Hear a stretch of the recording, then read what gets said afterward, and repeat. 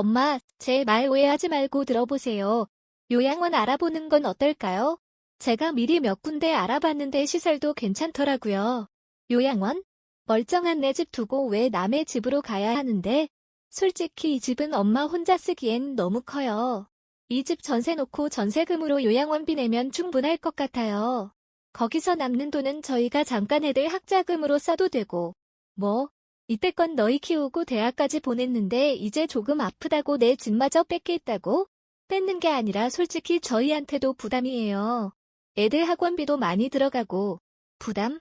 내가 언제 너희한테 손 내밀고 부담 준 적 있니? 아플 때도 혼자 참고 힘들 때도 혼자 견디고. 그건 엄마의 선택이었잖아요. 월 300만 원이면 전문 인력이 돌봐드린다는데 전세금 이자만으로도 요양원비 감당되고 나중에 집 다시 찾으시면 되잖아요. 내가 듣고 싶은 말은 그게 아니야. 거기 가면 얼마나 자주 보러 올 건데? 매주? 아니면 명절에만? 일단 가셔보시고. 저희도 바빠서 시간 날 때마다 가려고 노력은 할게요. 그렇게 걱정하실 일 아니에요. 그래. 결국 그거구나. 옆집 김옥분 할머니가 그러더라. 처음엔 다들 자주 온다고 약속하지만 결국엔 명절에도 안 온다고. 이 대화는 제가 병원에서 퇴원한 지 한 달 후 큰아들 민수와 나눈 대화입니다. 30년간 사회복지사로 수많은 노인분들을 상담해온 제가 정작 노후에 이런 상황을 맞게 될 줄은 꿈에도 몰랐습니다. 안녕하세요. 저는 대구에 사는 김영숙입니다. 올해 69세 퇴직 후 1년 만에 심한 퇴행성 관절염 때문에 양쪽 무릎 인공관절 수술을 받았습니다. 그리고 그 후 자식들 눈치를 보며 서럽게 살아야 하는 현실에 직면했습니다. 요양원 월 300만 원 간병인 월 500만 원 자식들과 동거하면서 눈치 보며 살길 모든 선택지를 저는 받아들일 수 없었습니다.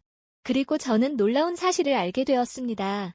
한 달에 300만 원이 넘는 요양원 비용이 고작 20만 원으로 해결될 수 있다는 것을요. 오늘 저는 제 경험을 바탕으로 노후의 자식들에게 짐이 되지 않으면서도 당당하게 살 수 있는 방법을 알려드리려 합니다.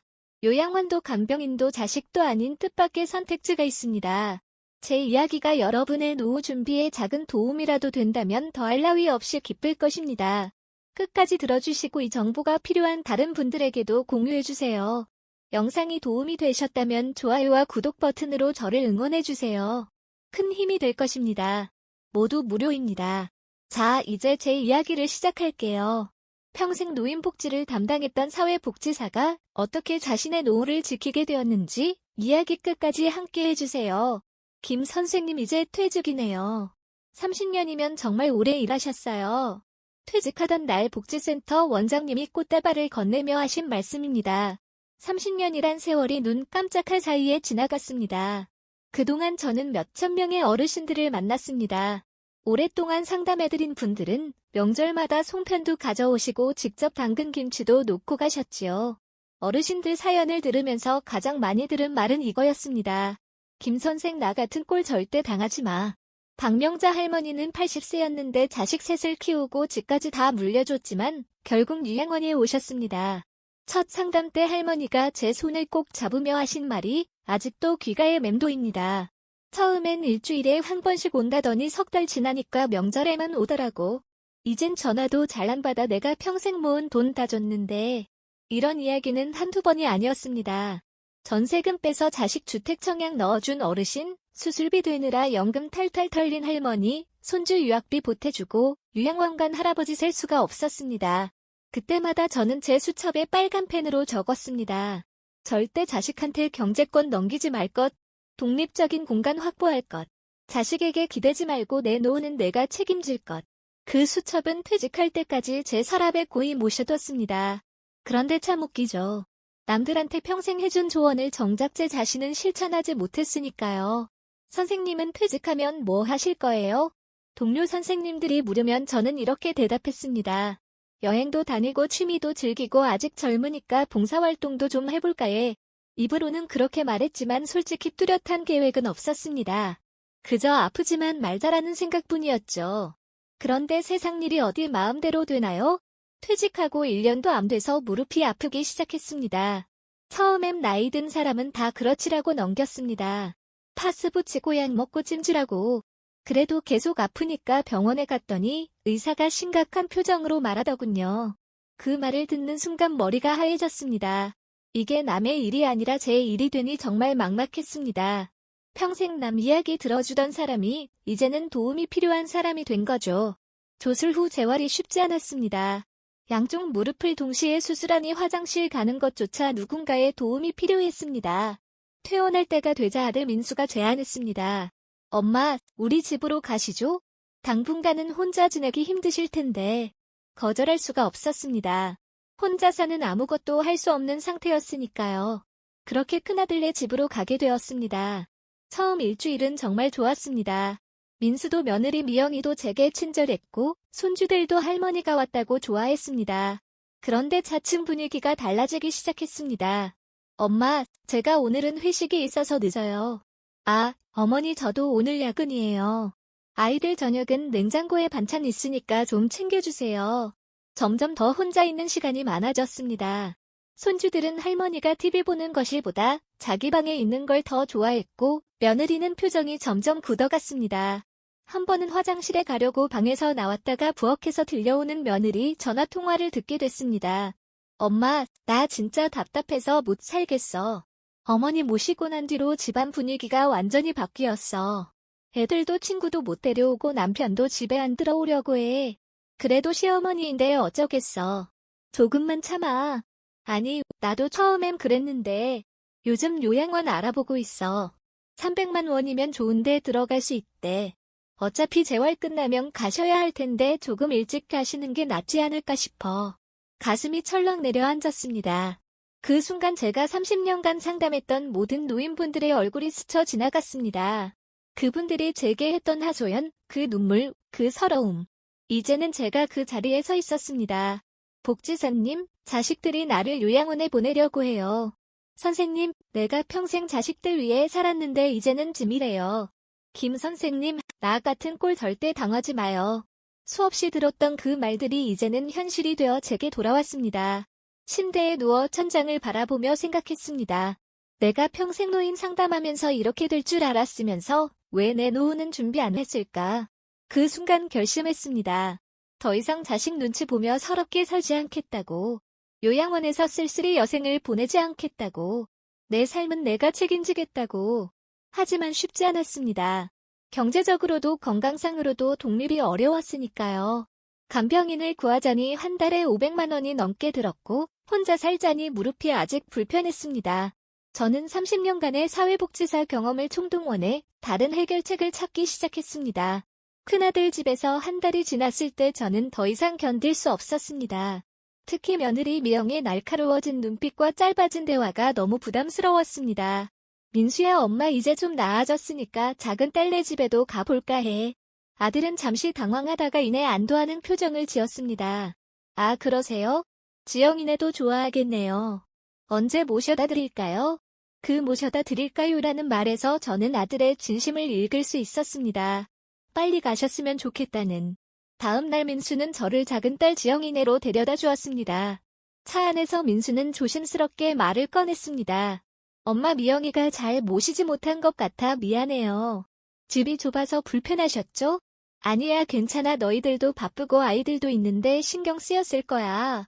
제 말에 민수는 쓴 웃음을 지었습니다. 그래도 어머니 지영이네는 신혼이라 더 불편하실 수도 있어요.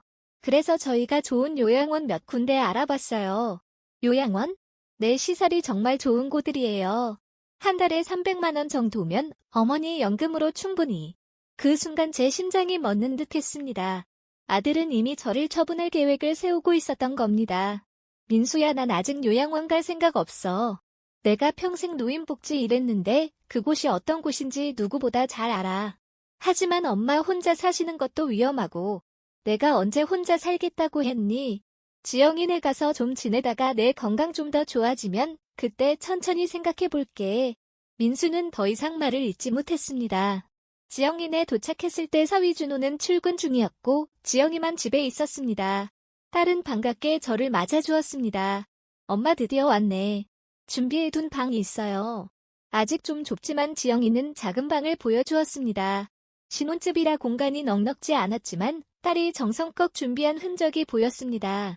처음 며칠은 괜찮았습니다. 지영이는 제가 불편하지 않게 배려했고 퇴근 후에는 함께 TV도 보고 이야기도 나눴습니다. 하지만 점점 이 집에서도 분위기가 달라지기 시작했습니다.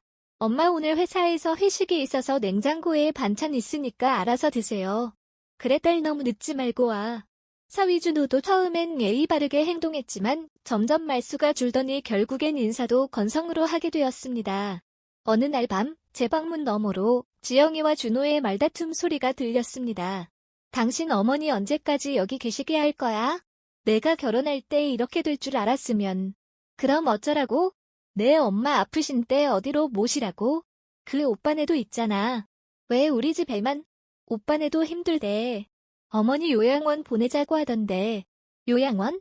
글쎄 그거 비용이 만만치 않을 텐데. 엄마 연금이랑 우리가 조금씩 보태면 되지 않을까? 저는 이불을 뒤집어 쓰고 눈물을 흘렸습니다. 평생 자식들 뒷바라지 않으라 재놓으는 생각도 못했습니다. 그리고 정작 제가 도움이 필요할 때 자식들은 저를 짐으로 여기고 있었습니다. 다음 날 아침, 지영이는 평소보다 더 밝게 저를 대했습니다.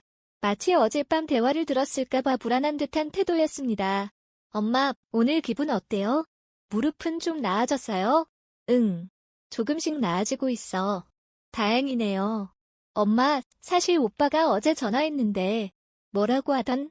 요양원 몇 군데 알아봤대요. 시설이 정말 좋은 곳들이래요. 엄마 연금으로 충분히.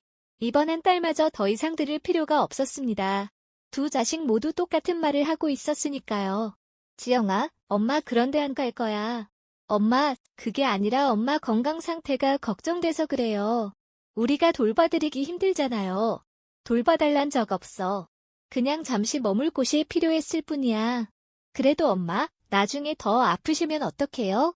요양원은 전문가들이 24시간. 지영아, 엄마가 30년 동안 요양원에 계신 어르신들 상담해왔어. 그곳이 어떤 곳인지 너보다 100배, 1000배 더 잘 알아. 이제 그만 얘기하자. 딸은 입을 다물었지만 표정에서 불만이 역력했습니다. 그날 저녁, 저는 짐을 싸기 시작했습니다. 지영이가 놀란 표정으로 물었습니다. 엄마, 뭐 하시는 거예요? 집에 갈 거야. 아니, 갑자기 왜요? 무슨 일 있었어요? 특별한 일은 없어. 그냥 엄마가 이제 너희한테 더 이상 부담 주기 싫어서. 엄마, 그게 무슨 말이에요? 누가 부담이래요? 말로는 안 해도 너희 눈빛에, 행동에 다 보여. 엄마도 남의 집 눈치 보며 사는 게 피곤해. 그래도 엄마 혼자는 위험하잖아요. 아직 무릎도 완전히 안 나았는데. 괜찮아. 엄마 집으로 돌아가서 간병인이라도 구할게. 지영이는 당황한 표정으로 남편에게 전화를 걸었습니다. 곧 준호가 퇴근하고 돌아왔고 세 사람이 거실에 모였습니다. 어머님, 갑자기 왜 그러세요? 저희가 뭐 불편하게 해드렸나요? 아니야. 너희가 잘못한 거 없어. 다만 내가 더 이상 너희 신혼집에 있는 게 맞지 않다고 생각해서. 어머님, 요양원은 정말 좋은 시설이에요. 저희 어머니도 3년째 계시는데 아주 만족하세요. 그 말에 제 가슴이 찔렸습니다. 사위의 어머니도 요양원에 계시다니. 어쩌면 이 부부에게 시부모, 장모 모시는 일이 큰 부담이었을지도 모르겠습니다. 준호야, 고마워. 하지만 난 내 선택을 했어. 엄마는 집으로 돌아갈 거야. 그럼 간병인은요? 한 달에 500만 원이 넘게 들 텐데. 그건 내가 알아볼게. 다음 날 아침, 지영이 부부는 출근 준비를 하며 어색한 분위기를 만들었습니다. 그때 현관벨이 울렸습니다. 누구세요? 문을 열자 민수가 서 있었습니다. 오빠, 왜 왔어? 어머니 모시러 왔어. 민수는 제게 다가와 말했습니다. 어머니, 짐 다 챙기셨어요? 제가 모시러 왔습니다. 모시러? 어디로? 일단 저희 집으로요. 그리고 요양원 둘러볼 곳 몇 군데 예약해뒀어요. 제 표정이 굳어지자 민수가 급히 말을 이었습니다. 아니, 그냥 구경만 하시라고요? 마음에 안 드시면 안 가셔도 돼요. 이제 저는 확실히 깨달았습니다. 자식들에게 더 이상 기댈 수 없다는 것을. 제가 소중히 여겼던 가족의 유대감은 이런 현실적인 문제 앞에서 너무나 쉽게 무너져 버렸습니다. 민수야, 고맙지만 난 집으로 돌아갈 거야. 택시 불러줄래? 어머니, 무릎 상태로 혼자 계시는 건 너무 위험해요. 제발, 내 선택은 내가 해. 내가 걱정하는 건 이해하지만 이제 내 인생은 내가 책임질 거야. 그렇게 저는 제 집으로 돌아왔습니다. 8주 만에 다시 찾은 집은 먼지가 쌓여 있었지만 그래도 제 공간이었습니다. 제가 마음대로 할 수 있는 눈치 볼 필요 없는 공간. 하지만 현실적인 문제가 남아 있었습니다. 아직 무릎이 완전히 회복되지 않은 상태에서 어떻게 혼자 생활할 것인가. 간병인을 고용하자니 연금으로는 턱없이 부족했습니다. 바로 그때 제 인생의 전환점이 찾아왔습니다. 집으로 돌아온 첫날, 저는 무릎 통증 때문에 거의 움직이지 못했습니다. 화장실 가는 것조차 큰 고통이었습니다. 집안일은 엄두도 못 냈고요. 하지만 자식들에게 전화할 수는 없었습니다. 그렇게 되면 바로 요양원 다세요라는 말만 돌아올 테니까요. 결국 저는 간병인 알선 업체에 전화를 걸었습니다. 김영숙님, 24시간 간병이 필요하시다고요? 네. 양쪽 무릎 인공관절 수술 후라 혼자 생활이 어려워서요. 알겠습니다. 24시간 간병의 경우 일당이 15만 원이고요. 한 달이면 450만 원입니다. 거기에 주말이나 공휴일은 추가 요금이 발생합니다. 그 순간 숨이 막혔습니다. 연금이 월 180만 원인데 간병비만 450만 원이라니요. 그렇다고 요양원에 들어갈 생각은 없었습니다.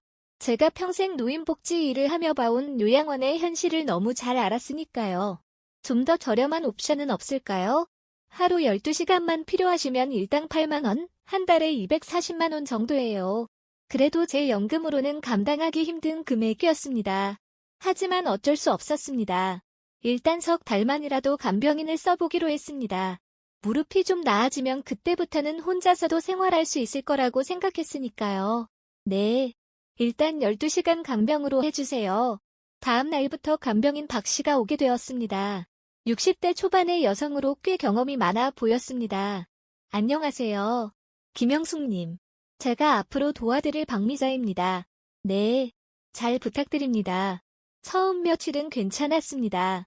박 씨는 집안일도 틈틈이 해주고 제가 화장실 가는 것도 도와주었습니다.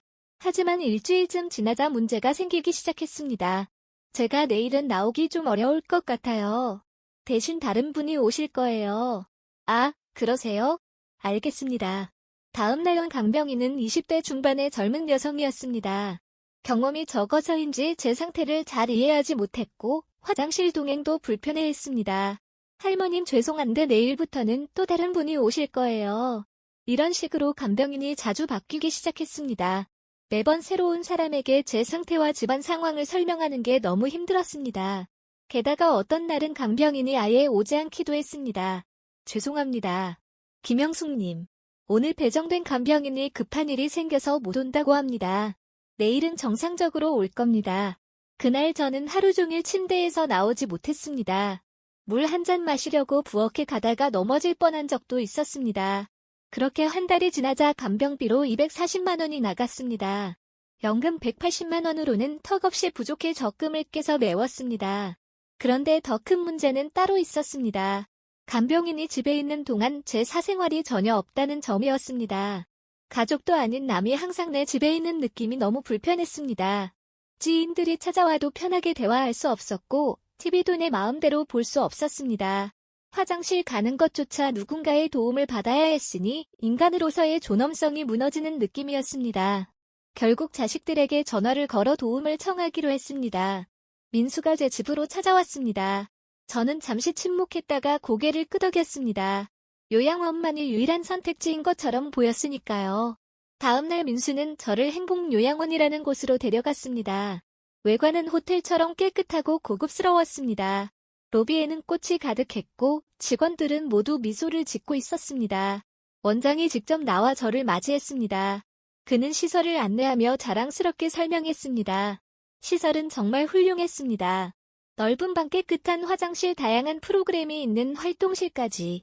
하지만 그곳에 계신 어르신들의 눈빛은 너무나 공허했습니다. 저는 그 눈빛을 30년간 봐왔습니다. 몸은 편할지 몰라도 마음은 전혀 편하지 않은 눈빛이었습니다. 민수가 물었습니다. 저는 한숨을 쉬었습니다. 자식에게 경제적으로 의존하고 싶지 않았는데 이제는 그마저도 받아들여야 하는 상황이 되었습니다. 원장이 저를 어르신들이 계신 휴게실로 안내했습니다. 그곳에서 저는 깜짝 놀랄 사람을 만났습니다. 지팡이를 짚고 있는 이씨 할머니였습니다. 제가 5년 전에 상담해드렸던 분이었습니다. 원장이 잠시 자리를 비켜주었고 저는 이 할머니와 대화를 나눌 수 있었습니다. 아직은 견학만 온 거예요. 어떠세요? 여기 생활은? 할머니는 주변을 둘러본 후 작은 목소리로 말씀하셨습니다. 처음엔 괜찮았어요. 깨끗하고 밥도 잘 나오고. 그런데 자식들이 점점 안 오더라고요. 처음엔 일주일에 한 번씩 왔는데 이제는 명절에도 잘 안 와요. 그리고 여기 생각보다 감옥 같아요. 모든 일과가 정해져 있어요. 몇 시에 일어나서 몇 시에 밥 먹고 몇 시에 텔레비전 보고 내 마음대로 할 수 있는 게 하나도 없어요. 할머니의 눈에서 눈물이 흘러내렸습니다. 김 선생님, 제발 여기 오지 마세요. 아직 선택권이 있으실 때 다른 방법을 찾아보세요. 그 순간 제 마음이 확고해졌습니다. 절대로 요양원에 가지 않겠다고 말이죠. 비록 간병인을 쓰는 것도 자식들과 함께 사는 것도 쉽지 않았지만 적어도 제 자유와 존엄성은 지킬 수 있었으니까요. 민수에게 말했습니다. 민수야, 고맙지만 요양원은 안 갈래. 어머니, 왜요? 시설 너무 좋잖아요. 시설이 문제가 아니야.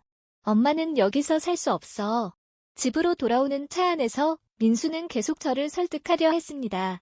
하지만 제 마음은 이미 정해졌습니다. 절대로 요양원에 가지 않고 더 이상 자식들에게 의존하지도 않을 것이라고요.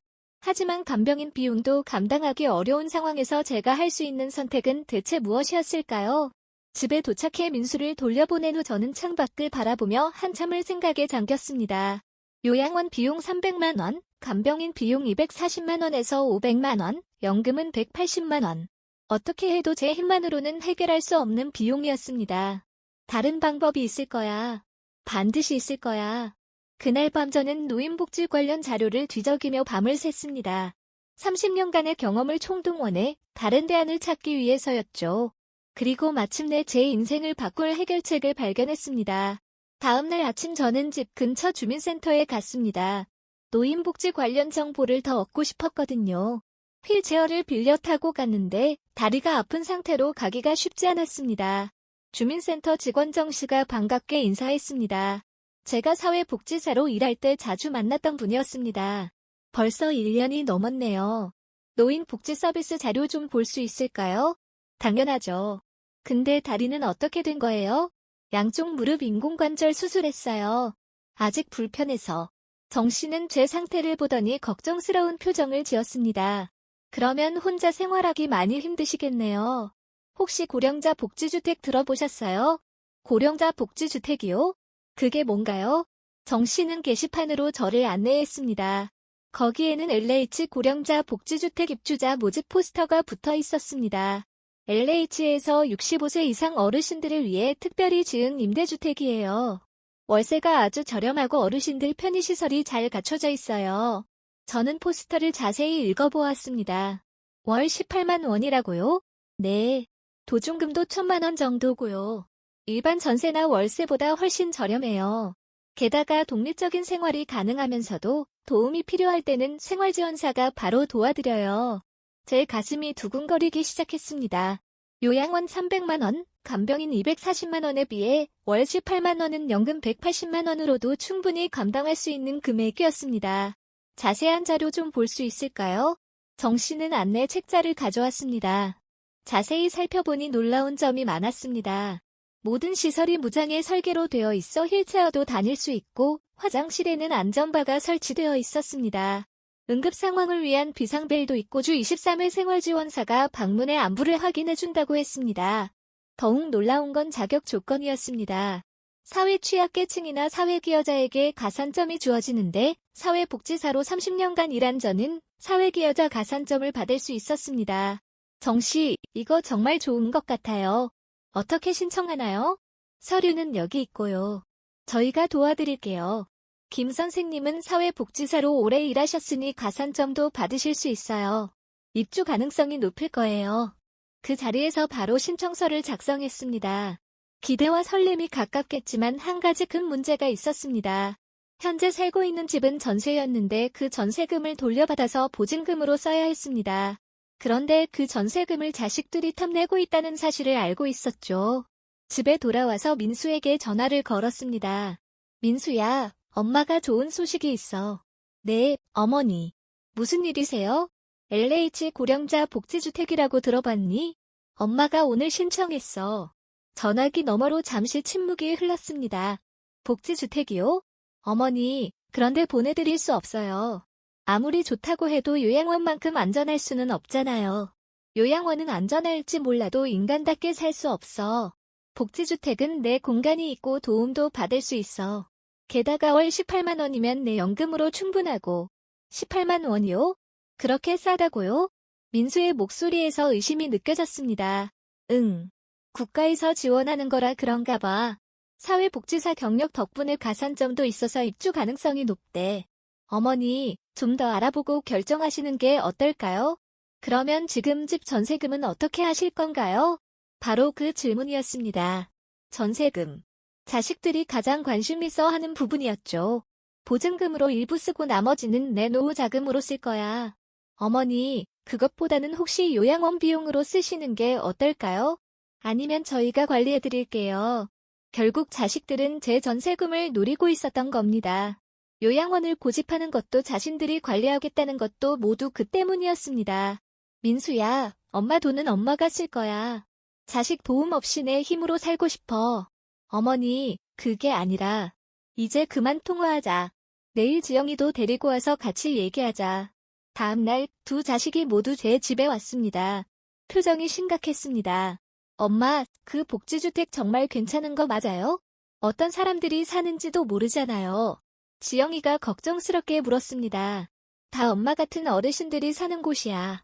무릎 수술한 사람들도 편하게 살 수 있게 설계되어 있대. 화장실에 안전바도 있고 비상벨도 있어. 그래도 엄마 혼자 계시다가 갑자기 아프시면 어떡해요? 그럴 때를 위해 비상벨이 있는 거고 생활지원사도 주기적으로 방문해준대. 민수가 난처한 표정으로 말했습니다. 어머니, 전세금은 어떻게 하실 거예요? 솔직히 민지 대학 등록금이 있어서 드디어 속내를 드러냈습니다. 존여민지의 대학 등록금을 제 전세금으로 충당하려는 것이었습니다. 민수야, 너희들 다 컸을 때 엄마가 돈 한 번이라도 달라고 했니? 학자금, 결혼자금 다 너희들이 알아서 했잖아. 이제 와서 엄마 돈 타령하지 마. 어머니, 그게 아니라 그만해. 엄마가 자식들 키우느라 내 노후는 한 번도 제대로 준비 못했어. 이제 와서 얼마 안 되는 전세금마저 뺏길 순 없어. 지영이가 눈물을 글썽이며 말했습니다. 엄마, 우리가 엄마 재산 노린 적 없어요. 그냥 걱정돼서. 걱정이면 요양원 얘기는 왜 자꾸 꺼내니? 엄마가 30년간 요양원에 계신 어르신들 만나면서 뭘 느꼈는지 알아? 자식들이 부모님을 보내놓고 점점 발길이 끊어지는 현실을. 방 안에 무거운 침묵이 흘렀습니다. 민수가 한숨을 쉬며 말했습니다. 어머니가 정글 오시겠다면, 복지주택에 가시겠다면, 그럼 기존 집 정리는 제가 도와드릴게요. 저는 고개를 젓고 단호하게 말했습니다. 필요 없어. 엄마가 알아서 할게. 정씨가 다 도와준다고 했어. 지영이가 불안한 표정으로 물었습니다. 정말 괜찮으시겠어요? 그럼 나는 자식들에게 모든 걸 주고 요양원에서 후회하며 살고 싶지 않아. 남은 인생은 내 방식대로 살 거야. 그날 저녁 자식들은 아쉬운 표정으로 돌아갔습니다. 제 마음은 이미 단단히 정해져 있었습니다. LH 고령자 복지주택에 입주해서 남은 생을 당당하게 살아가겠다고 말이죠. 더 이상 자식들에게 의존하지 않고 내 힘으로 살아갈 마지막 기회라고 생각했습니다. 그로부터 2주 후 제 휴대폰이 울렸습니다. 김영숙님, LH주택공사입니다. 고령자 복지주택 입주 심사 결과를 알려드립니다. 가슴이 쿵쾅거렸습니다. 이 전화 한 통에 제 남은 인생이 달려있다고 생각했으니까요. 네, 말씀하세요. 축하드립니다. 1차 서류 심사에 통과하셨습니다. 다음 주에 면접 심사가 있으니 방문해 주시기 바랍니다. 그 순간 제 눈에서 눈물이 흘러내렸습니다. 희망이 보이기 시작했으니까요. 면접 심사에서도 순조롭게 통과한 저는 드디어 고령자 복지주택 입주자로 최종 선정되었습니다. 입주 날짜는 한 달 후로 정해졌습니다. 전세 계약 해지 신청을 하고 이삿짐 준비를 시작했습니다. 제 마음은 무거우면서도 한편으로는 설렜습니다. 새로운 출발이자 진정한 독립의 시작이었으니까요. 자식들에게 연락을 했습니다. 민수는 바로 받지 않았고 지영이가 먼저 전화를 받았습니다. 엄마, 잘 지내셨어요? 응, 잘 지냈어. 지영아, 엄마 LH 복지주택에 최종 합격했어. 전화기 너머로 잠시 침묵이 흘렀습니다. 축하드려요. 그럼 언제 이사하시는데요? 한 달 후에. 지금 전세 해약하고 이삿짐 조금씩 정리하는 중이야. 그렇군요. 그럼 전세금은 언제쯤 빼실 수 있으세요? 전화기를 쥔 제 손에 힘이 들어갔습니다. 딸의 첫 질문이 축하도 걱정도 아닌 전세금이라니. 계약 종료되면 바로 나올 거래. 왜? 아니, 그냥 요새 큰 오빠가 사업자금 때문에 좀 어려워해서요. 그래서였군요. 제 전세금을 큰 아들 사업자금으로 쓰려고 했던 겁니다. 엄마, 전세금은 엄마 앞으로 돼 있고 엄마가 쓸 거야. 더 이상 이런 얘기하지 말자. 전화를 끊고 난 후 가슴이 미어지는 느낌이었습니다. 30년간 자식들 키우고 뒷바라지 하느라 노후 준비도 제대로 못했는데 정작 이제는 제 돈마저 자식들이 당연히 챙기려야 한다니요. 다음 날 민수에게서 문자가 왔습니다. 어머니, 복지주택 축하드려요. 전세금 언제쯤 빼실 수 있으세요? 민지 등록금이랑 제 사업자금으로 조금 필요해서요. 답장도 하지 않았습니다. 그리고 바로 전세금, 입금 계좌를 확인했습니다. 제 명의가 맞습니다. 그래도 혹시 몰라 은행에 방문해서 계좌 비밀번호도 변경했습니다. 일주일이 지나도 자식들은 저를 찾아오지 않았습니다. 대신 전세금에 대한 문자만 계속 왔습니다. 엄마, 등록금 납부일이 다가와요. 전세금 언제 빼실 수 있는지만 알려주세요. 그 문자들을 읽을 때마다 가슴이 아팠습니다. 마치 제가 자식들에게 돈만 주는 암기계 같은 느낌이었으니까요. 입주 2주 전 갑자기 민수와 지영이가 함께 찾아왔습니다. 반갑기도 했지만 이미 알고 있었습니다. 그들이 왜 왔는지를.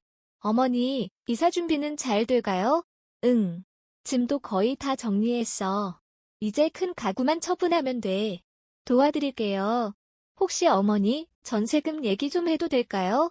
민수가 조심스럽게 물었습니다. 뭘 더 얘기할 게 있니? 내 돈은 내가 써. 어머니, 그게 아니라 민지 대학 등록금이 곧 필요하고 제 사업장 확장 자금도 필요해서요. 어차피 어머니는 보증금 1,000만 원만 있으면 되잖아요. 그럼 나머지는 다 너희가 가져가겠다는 거지? 어머니가 앞으로 쓸 일이 없으실 텐데. 그 말에 화가 치밀었습니다. 내가 앞으로 쓸 일이 없다고? 내가 죽기라도 할 것 같니? 아직 건강하게 20년은 더 살 거야. 그동안 생활비, 의료비 다 필요해. 너희한테 손 벌리기 싫어. 지영이가 나섰습니다.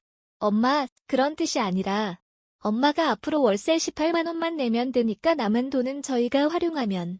지영아, 그만해. 제 목소리가 떨렸습니다.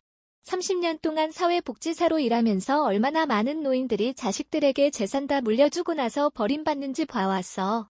나중에 필요할 때 도와줄 거야 라는 말 믿고 모든 걸 내어준 어르신들이 결국 요양원에서 쓸쓸히 지내는 걸 수없이 봤다고.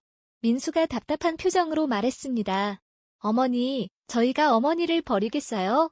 그냥 지금 당장 자금이 필요해서 그래요. 버림받는다는 건 꼭 집에서 쫓겨나는 것만 말하는 게 아니야. 노인이 원하는 걸 무시하고 재산을 마음대로 가져가고 한 사람으로서 존중하지 않는 것, 이것도 버리는 거야. 자식들은 더 이상 말을 잇지 못했습니다. 지금이라도 늦지 않았어. 엄마가 이제 선을 그는 거야. 엄마 돈은 엄마가 쓰고 나중에 엄마가 없으면 그때 너희가 가져가. 그게 올바른 순서야. 민수가 한숨을 쉬며 말했습니다. 알겠어요, 어머니. 죄송해요. 아, 그리고 복지주택 이사할 마침표. 도움은 필요 없어. 이삿짐 센터 불렀으니까. 어머니, 그래도 저희가 마침표. 됐어. 정씨가 다 도와주기로 했어. 두 자식은 어색한 분위기로 자리에서 일어났습니다. 문 앞에서 지영이가 돌아보며 물었습니다. 엄마, 그래도 가끔 보러 와도 돼요? 물론이지. 언제든 와. 단, 전세금 얘기만 마침표. 현관문이 닫히고 혼자 남겨진 저는 소파에 털썩 주저앉았습니다. 눈물이 왈칵 쏟아졌습니다. 제가 평생 상담했던 노인들의 말이 귓가에 맴돌았습니다. 김 선생님, 나는 자식들 눈치 보다가 여기 왔어요. 아파트도 다 줬는데 이제는 연락도 안 해요. 돈 다 줬더니 이제는 짐 취급해요. 그 말들이 이제야 가슴 깊이 이해됐습니다. 그들의 경험이 이제는 제 경험이 되었으니까요. 그러나 한 가지 다른 점이 있었습니다. 저는 아직 선택할 힘이 있다는 것. 자식들에게 모든 걸 내어주지 않고 제 노후는 제가 책임지기로 결정했다는 것이었습니다. 그 후로 자식들은 저에게 연락하지 않았습니다. 입주일이 다가올수록 외로움도 커졌지만 한편으로는 더 단단해지는 느낌이었습니다. 이제는 정말로 제 인생은 제가 책임져야겠다고 다짐했으니까요. 입주 전날 제 휴대폰이 울렸습니다. 민수였습니다. 어머니, 내일 이사하시죠?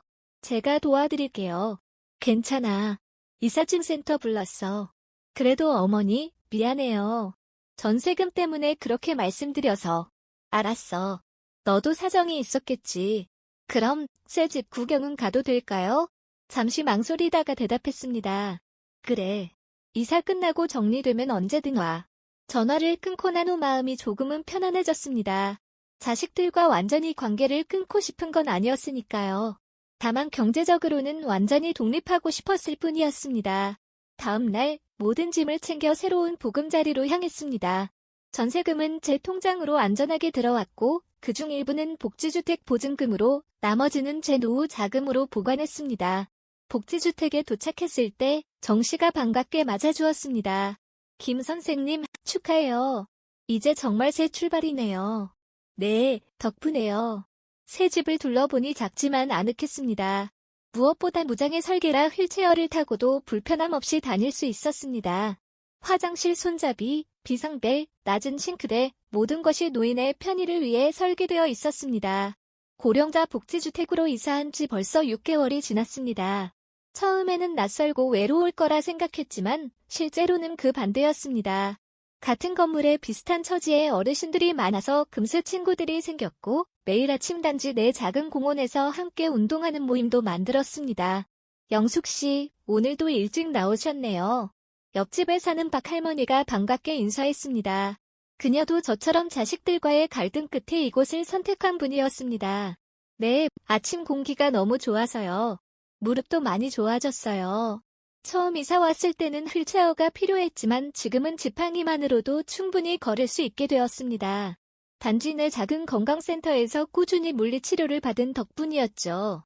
무엇보다 좋은 건 제 공간에서 제 마음대로 생활할 수 있다는 점이었습니다. 비록 작은 공간이지만 눈치 볼 필요 없이 TV도 마음껏 볼 수 있고 친구들을 초대해 수다도 떨 수 있었습니다.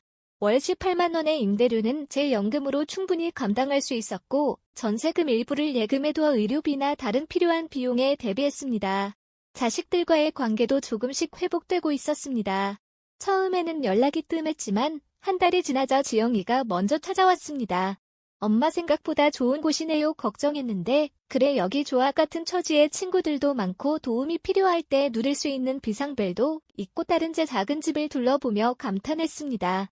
그리고 조심스럽게 사과했습니다. 엄마 미안해요 전세금 때문에 그렇게 했던 거 이제 지나간 일이야. 그런데 민수는 어때? 오빠요 아직 마음이 상한 것 같아요. 하지만 곧 괜찮아질 거예요. 예상대로 민수는 3개월이 지나서야 찾아왔습니다. 현관문을 열자 민수가 작은 화분을 들고 서 있었습니다. 어머니 집들이 선물이에요. 고마워. 들어와 민수는 제 집을 둘러보며 놀란 표정을 지었습니다. 엄마 여기 생각보다 정말 좋네요. 시설도 깨끗하고 그래 나랑 같은 처지의 어르신들이 많아서 외롭지도 않아. 민수는 거실 소파에 앉아 머뭇거리다가 입을 열었습니다. 어머니 미안해요. 우리가 너무 이기적이었어요. 전세금 때문에 그런 말을 해서 알아. 너희도 사정이 있었겠지 아니에요. 핑계였어요. 그냥 저희가 욕심이 났던 거예요. 민수의 솔직한 고백에 제 마음이 풀렸습니다. 자식도 완벽할 수는 없으니까요. 중요한 건 깨닫고 변화하려는 마음이었습니다. 이제 와서 보니 어머니 결정이 맞았어요. 요양원보다 여기가 훨씬 좋아 보여요. 그래 엄마는 여기서 아주 잘 지내고 있어. 그날 이후로 자식들은 한 달에 한 번씩 정기적으로 찾아오게 되었습니다. 이전처럼 전세금 얘기는 하지 않았고 진심으로 제 생활을 걱정해주는 모습이었습니다. 더욱 놀라운 변화는 제 자신에게 찾아왔습니다. 자회복지사 경험을 살려 단지 내 어르신들을 위한 상담 봉사를 시작했습니다. 매주 목요일 오후 단지 내 작은 도서관에서 어르신들의 고민을 들어주는 시간을 가졌습니다. 김 선생님 덕분에 제 마음이 한결 가벼워졌어요. 이런 말을 들을 때마다 보람을 느꼈습니다. 일하던 때처럼 꼭 필요한 존재라는 느낌 누군가에게 도움이 된다는 느낌이 정말 좋았습니다. 또한 동네 복지관에서 컴퓨터 강좌를 듣기 시작했습니다. 처음에는 생소했지만 이제는 스마트폰으로 영상통화도 하고 인터넷 쇼핑도 할 수 있게 되었습니다. 세상과의 소통 창구가 더 넓어진 느낌이었습니다. 이웃들과 함께하는 소소한 즐거움도 생겼습니다. 매주 토요일은 같은 층 어르신들과 함께 작은 김치를 담그거나 반찬을 만드는 날이었습니다. 모두 각자의 사연을 가진 분들이었지만 서로를 이해하고 돕는 마음은 같았습니다. 영숙 씨, 당신 참 용기 있었어요. 자식들 눈치 보지 않고 이렇게 당당하게 선택하다니. 이웃 최할머니의 말씀에 웃으며 대답했습니다. 저도 처음엔 두려웠어요. 자식들 버릇 없어질까봐, 또 내가 혼자 살 수 있을까 걱정도 됐고요. 하지만 결국 제 삶은 제가 선택해야 한다고 생각했어요. 복지주택에 입주한 지 1년이 되던 날, 저는 작은 파티를 열었습니다. 자식들과 이웃들을 초대해 함께 식사하는 자리였습니다. 민수와 지영이도 가족들을 데리고 왔고 단지 내 친구들도 여러 참석했습니다. 어머니 1주년 축하드려요. 정말 행복해 보이세요. 민수의 말에 고개를 끄덕였습니다. 그래, 이제야 진짜 내 삶을 찾은 것 같아. 식사 후 이웃들은 돌아가고 자식들만 남았을 때 제가 말했습니다. 너희들에게 하고 싶은 말이 있어. 두 자식이 긴장한 표정으로 저를 바라보았습니다. 걱정 마, 나쁜 얘기 아니야. 그냥 고맙다고 말하고 싶어. 엄마의 선택을 이해해줘서. 지영이가 눈물을 글썽였습니다. 엄마, 우리가 고마워해야죠. 엄마가 이렇게 강당하게 살아가는 모습을 보니까 우리도 배우게 돼요. 그래, 그러니까 너희도 나중에 나이 들면 미리미리 준비해. 자식들에게 의존하지 말고. 모두 웃음이 터졌습니다. 이제는 그런 얘기도 편하게 할 수 있게 된 것이 기뻤습니다. 이런 생활이 계속되면서 저는 점점 더 깨닫게 되었습니다. 노후에도 선택지는 얼마든지 있다는 것을. 그리고 그 선택은 결국 자신이 해야 한다는 것을 말이죠. 지금 저는 69세로 아직 20년, 아니 그 이상 살 수도 있습니다. 그 시간을 자식 눈치 보며 서럽게 살 필요도 없고 요양원에서 쓸쓸히 지낼 필요도 없습니다. 내 힘으로 내 마음대로 당당하게 살 수 있습니다. 이 이야기를 들으시는 분들, 특히 저와 비슷한 나이의 분들께 말씀드리고 싶습니다. 자식들 눈치 보지 않아도 됩니다. 요양원에서 후회하지 않아도 됩니다. 우리의 삶은 아직 끝나지 않았습니다. 오히려 지금이야말로 진정한 자유를 누릴 수 있는 시간일지도 모릅니다. 이제 저는 더 이상 자식들에게 의지하지 않습니다. 제 노후는 제가 책임지고 제 선택은 제가 합니다. 그렇게 새로운 인생을 살고 있습니다. 제 이야기가 조금이라도 도움이 되셨다면 영상의 좋아요와 구독 버튼을 눌러주세요. 더 많은 분들이 이런 정보를 얻을 수 있도록 주변 분들과 공유해주시면 정말 감사하겠습니다. 여러분의 작은 응원이 저와 비슷한 상황에 처한 많은 어르신들에게 용기와 희망이 될 수 있습니다. 여러분의 노후도 행복하고 당당하길 진심으로 바랍니다. 제 얘기 들어주셔서 감사합니다.